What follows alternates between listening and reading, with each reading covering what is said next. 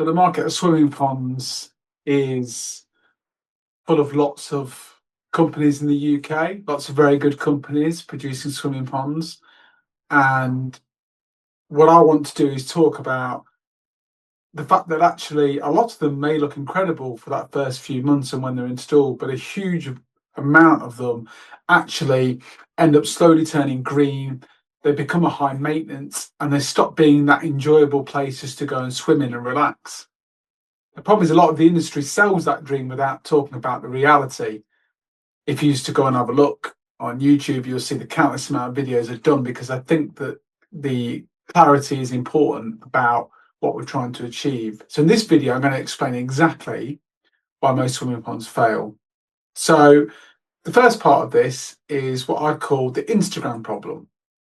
Most ponds are designed for photos possibly, but not that long-term performance. Easy to make a pond look good on day one. You fill it up with nice clear water, you put nice little plants in there, you fill it up, it looks fantastic.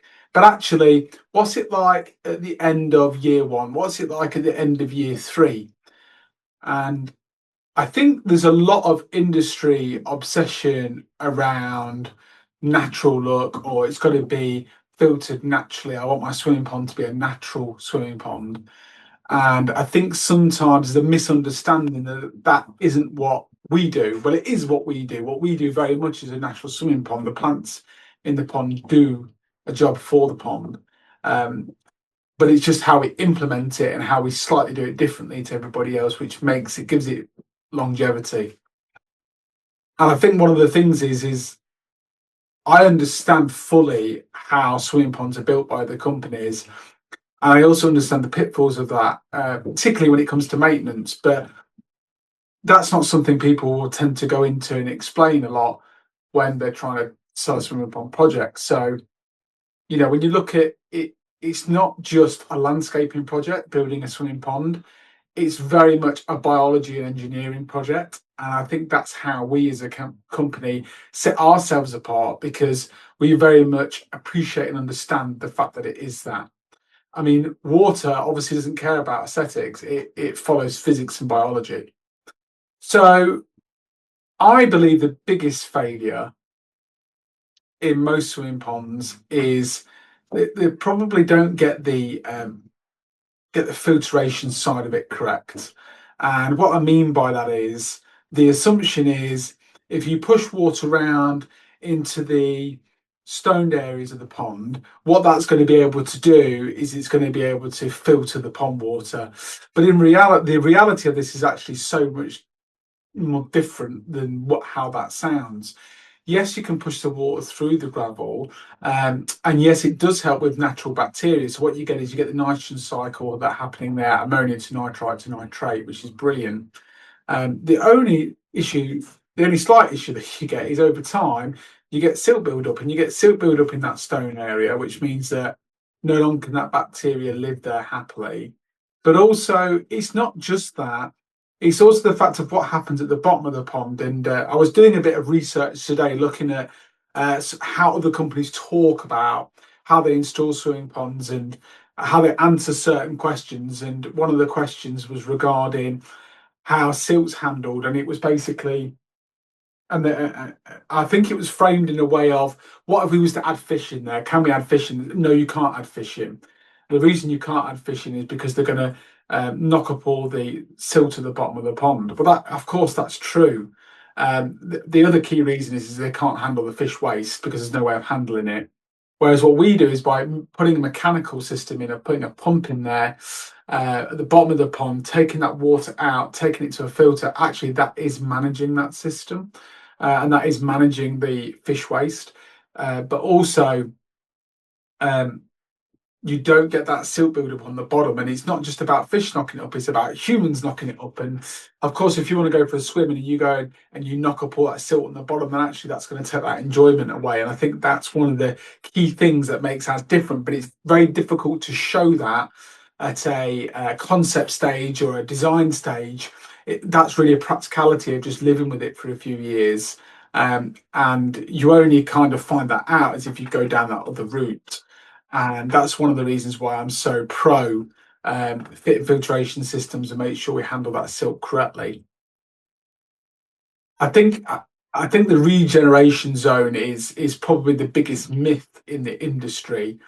Is that what the gravel beds actually do is completely over promised what they can actually achieve in them areas.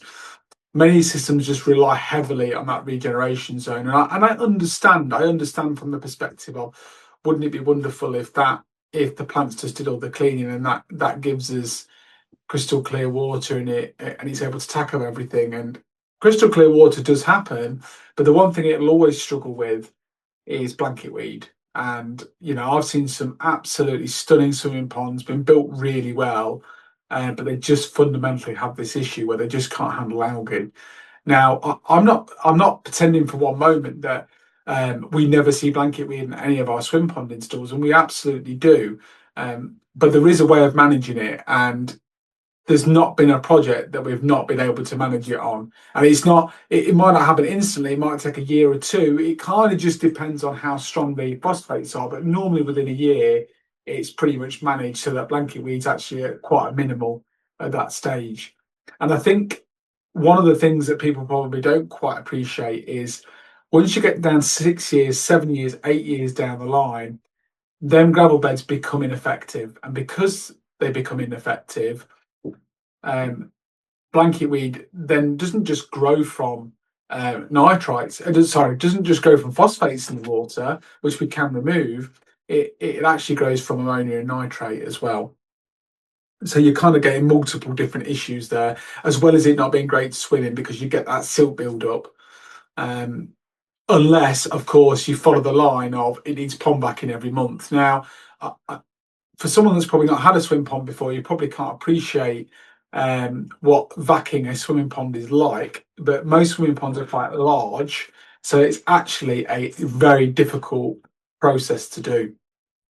And I think the other thing that probably the thing I'm known on the most in the industry is how much I talk about the UV side of it, and how my personal belief is all swimming ponds should have a UV on them, or a collection of UVs. And the reason for that is purely for safety. Yes, it helps with suspended algae, keeps the water crystal clear, but also just from the safety aspect that if anything gets into the water, then it will help. But now I understand the argument. When I was a kid, I used to swim in lakes, and it's not a problem. People go and swim in lakes now, but I think the thing that people probably don't quite appreciate is swimming in a lake is very different to swimming in a pond in your back garden. And the main reason is with a lake, it's huge. So you've got this massive lake, loads of water. And if anything gets into the water, which is, say, E. coli, for example, it has to spread over so much water, it just gets diluted, and it just doesn't become something that's going to affect you. But within a pond and an area which is contained, then obviously that is a problem if it gets into the water. I have seen it get into swimming ponds, not ones we built, but I have seen it. And yeah, fitting a UV on it definitely makes a huge difference in minimising that risk. And I think that's very important. It's something we're going to swim in, and effectively something we're going to have children in. I just think it's something that all swimming ponds should do. A lot of companies will say, no, we don't use UVs. If they build it with just gravel beds and plants, they can't effectively use a UV because it's counterproductive for them, because it actually kills the good bacteria as well as bad bacteria in the gravel area. The way that ours works different is we've got a filtration area where that good bacteria lives. So we're able to kind of get around that issue, which I think is, in my opinion, really important. Ultimately, whatever swimming pond you have, maintenance is such a big thing. And what I always say to people is not no maintenance, it's low maintenance. Okay, so there is some maintenance. What's low is very subjective. I personally believe if you're having to have it, a professional company come in and maintain it monthly, then I would say that's probably quite a high maintenance, depending on, unless it's huge, of course. I think certainly pond backing out every month is quite extreme. As maybe a light pond vacuum at the end of the year, very light. That's as much as we ever offer in our maintenance packages. That's as much as my clients probably would do. Um, and then it's just a bit of maintenance on the filter. Again, it's so much easier. It's on the outside. It's easy to lift up, do that kind of maintenance on it. I think that makes a huge difference. And I think ultimately, I do understand the difficulty everybody gets when they're going to, when you're having a swimming pond built, the chances are it's probably going to be comfortably in the six figures. It's a considerable investment for anyone to make. And you're not making that investment just for that purchase, just for that day. You're making that investment for years and years of enjoying it. And I do understand why people might be nervous about, particularly the way we do it, because it's so different to how everyone else does it. And I suppose the point of view might be, why isn't it everyone doing it your way? But I suppose you could make an argument for lots of different things.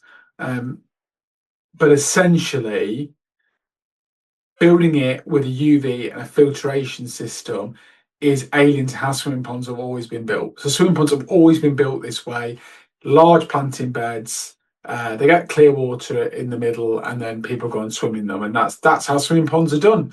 And I just came into the industry, and I just went, I don't think that's how they should be done. I think there's a much better way of doing it. And if you go over history, you go over different technology-based things, these things have changed all the time. I mean, we're not riding on horses anymore; we're in cars, aren't we? So, things do move with the times and move with technology. I am now seeing companies start to put UVs in swimming ponds, so that's something very new that wasn't being done even from last year. We were the only company doing it.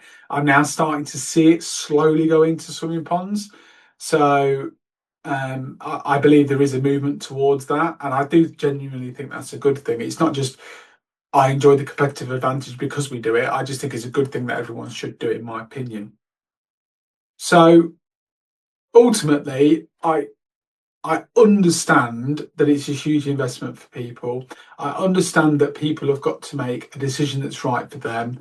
Um, We do retrofits. So if you've already got a swimming pond built and it's been built that original way with the big planting beds, we can retrofit a system on it. We have done it many times. I don't know how many I've done up to now, 15 or 20, something like that.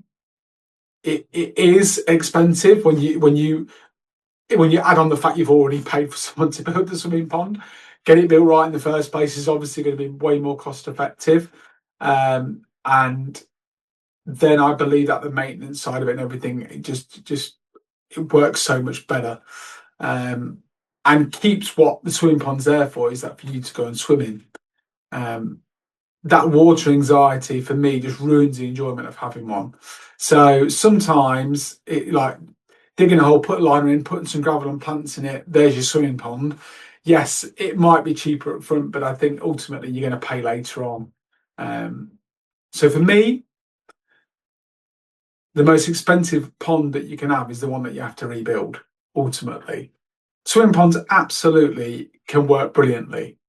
We build projects that stay crystal clear and perform year after year. But the industry needs to be more honest about what actually keeps water stable long term. Beautiful water is engineered, not hoped for. I've been Michael Wheat, and I hope that's been of some use, and enjoy swimming.